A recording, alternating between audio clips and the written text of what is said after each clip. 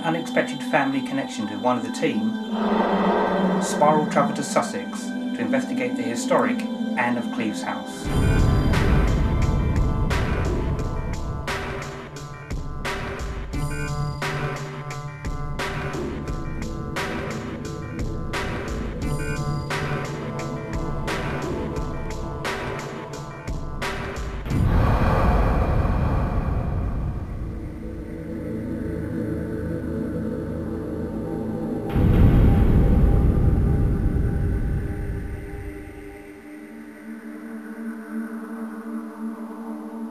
Built in the 15th century, this timber-framed Wilden Hall house houses a wide-ranging collection of Sussex historical interest, including an ironwork gallery and pottery.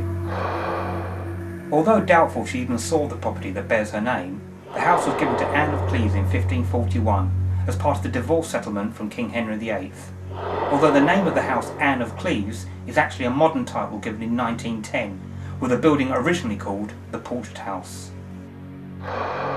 The house was owned by the Verrill family for 150 years and remained in the family until 1923, when it was sold to the Sussex Archaeological Society. Remarkably, just a few days prior to visiting here, team member Mandy discovered that her mother's husband is Andrew Verrill, a descendant of this prominent family who own much of this area. We wonder if medium Alan Barnett will pick up on this information or this interesting fact. The property is alleged to be haunted by a female figure who seems to leave doors open on the top floors, and a strong presence is felt in the upper bedroom. A few days prior to the investigation, medium Alan Barnett and I recce the location and take a walk around this historic property. As we come up these stairs, there's a lady standing at the top of these stairs. She's not coming down the stairs, she's actually, it's more like she's waiting, watching.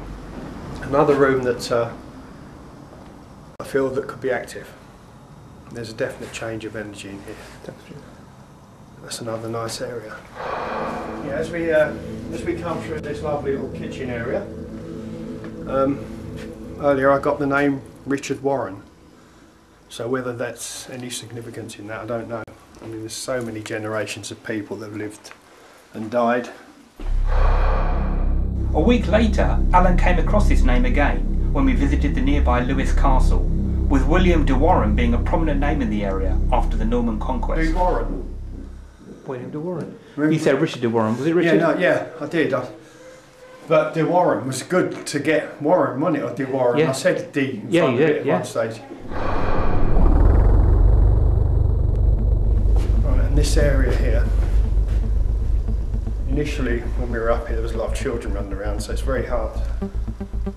But when you came back from this beam, back in between these two beams, there was a very strong presence. Small male, perhaps so high.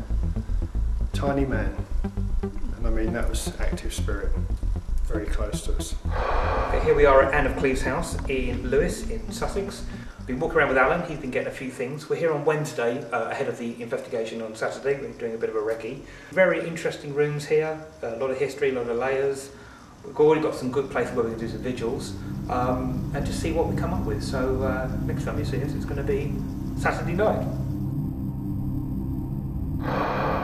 With the team in place, we begin a walk round, starting in the upper bedroom.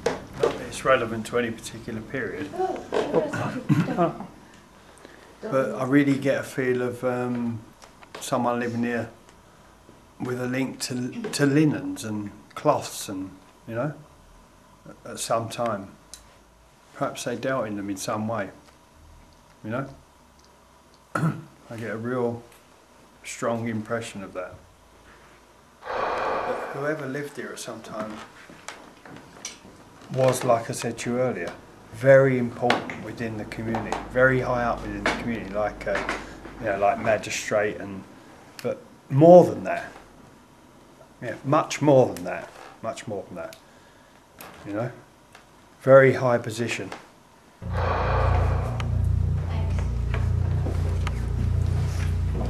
You still see these original floors, these floorboards are just This is really rare, isn't it? Yeah. The later you get, the narrower they get, don't they? you look in even Hampton Court in the late 1600s, or in William, you know.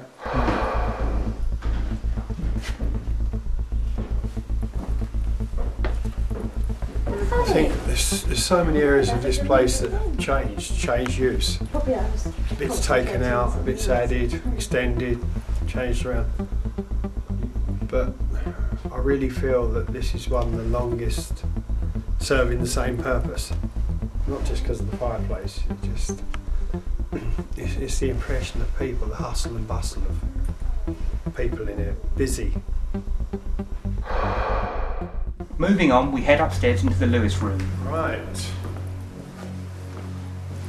So the man I picked up before here, short man, when we came on the recce, I know he was one of the very important people, or probably one of the most important that's lived in this house.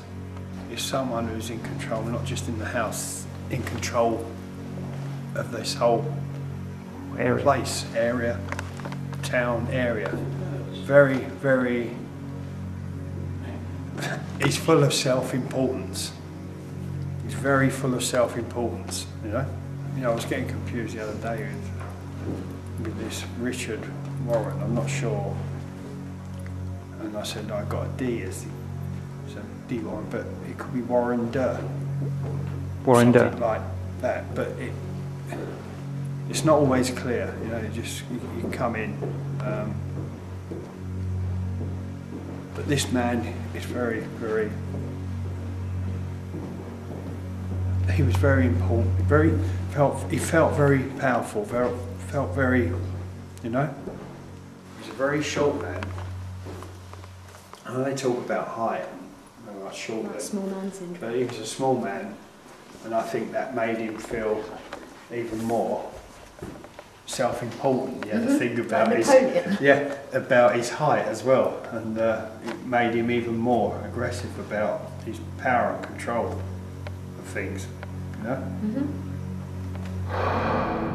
With information coming through, we head downstairs to the Foundry.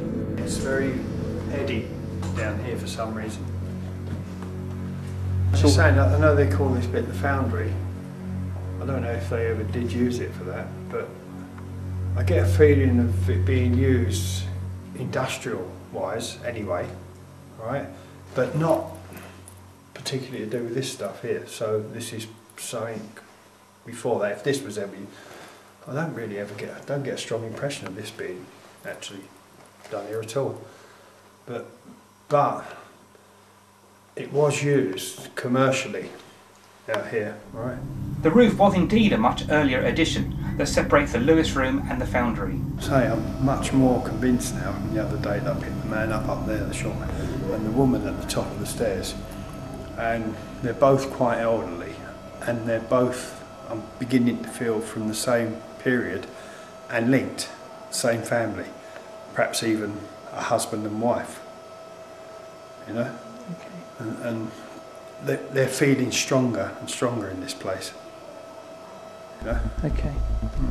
From what I know, the name Richard is really, really important. That's the one thing that my mum's husband, Andy, said to me about.